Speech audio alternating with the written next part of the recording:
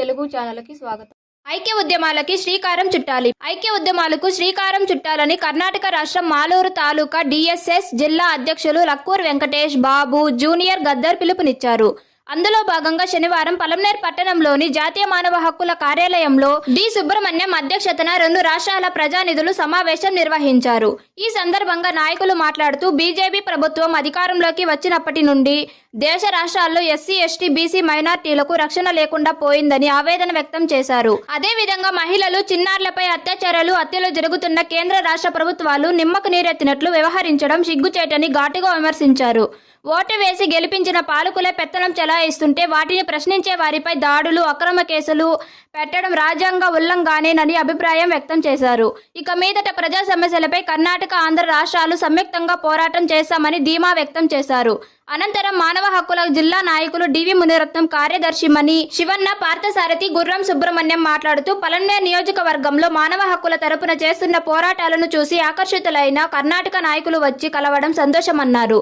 2 రాష్ట్రాలు ఐక్య ఉద్యమాలకు పూనుకోవడం శుభ పరిణామమని, ఇక మీదట కర్ణాటక రాష్ట్రముతో కలిసి పనిచేయడానికి, ఒకరికొకరు సహాయ సహకారాలు అందించుకోవడానికి సిద్ధంగా ఉన్నామని భరోసా ఇచ్చారు. ఈ కార్యక్రమంలో వినోద్ కుమార్, ఆనంద, రమణ, సయ్యద్ పీర్ తదితరులు పాల్గొన్నారు. మేము వచ్చి కర్ణాటక కోలార్ జిల్లా మాలూరు తాలూకు, మాది లక్కూర్ అనే గ్రామము. మేము ఆ కర్ణాటకలో మేము వివిధ రంగాల్లో రకాల్లో అధికారం వహించింది. ఇంకా దాన్ని వదులుకున్నాయి, దౌర్జన్య దబ్బాయిలు ఉన్నాయి, వేరే విధంగా ఉన్నాయి. ఒక వీసును వదిలితే జనాల్ని మధ్యప్రదేశ్లో చెప్పేది అనేక దౌర్జన్య దబ్బాయిలు మనం చూస్తున్నాము. మనము కర్ణాటక తర్వాత ఆంధ్ర, మనము ఇప్పటి ప్రాంతాల్లో ఉన్నాము. మనము వేరే స్టేట్ ఉండొచ్చు అంతే, రాజ్యం ఉండొచ్చు అంతే, అయినా మనకు లక్ష్యం గురి ఏముందో ఒకటే ఉంటుంది.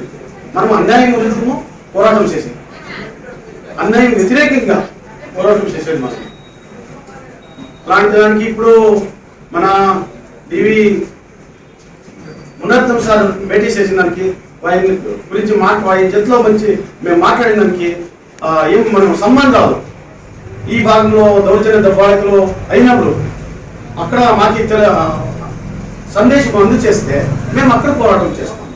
అక్కడ ఏదైనా దళితుల పైన కానీ, ముసల్మానుల బంధువులపైన కానీ, క్రిస్టియన్ బంధువులపైన కానీ, బీసీలపైన కానీ ఏదే ఒక రకాలతో యాదవ ముఖాంతంలో ఒక దౌర్జన్యం దబ్బడాయినప్పుడు ఈ భాగం చెప్తే వీళ్ళు పోరాటం చేయాలి. ఎందుకంటే బాబాసాహెబ్ అంబేద్కర్ చెప్తున్నారు, ఏదైనా దక్కించుకోవాలంటే అది పోరాటం ఇంకా సాధ్యమో అని బాబాసాహెబ్ అంబేద్కర్ చెప్పిపోయినారు. అది మనకు జన్మసిద్ధ హక్కు.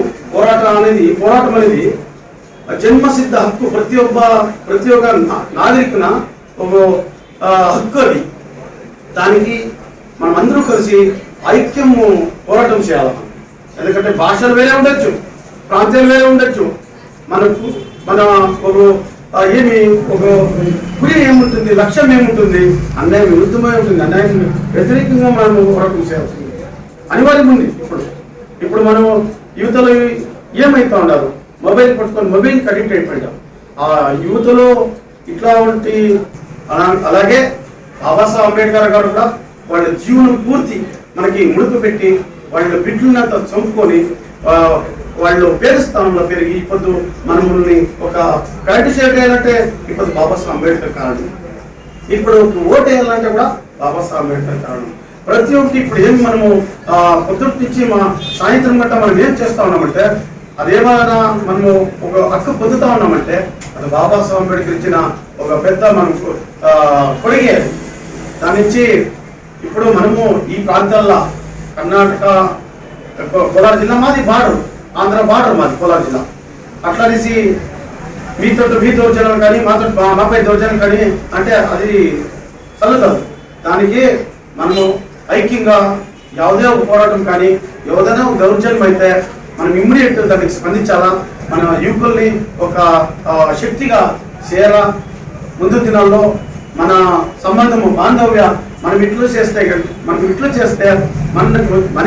ఎనికి వచ్చే జనరేషన్ బాగుంటుంది, మంచి సంబంధాలు పెరుగుతాయి అంటూ ఈ కొన్ని మాటలు మాట్లాడడానికి నాకు అవకాశం ఇచ్చిన మీకు అందరికీ వందిస్తా అందనాలు.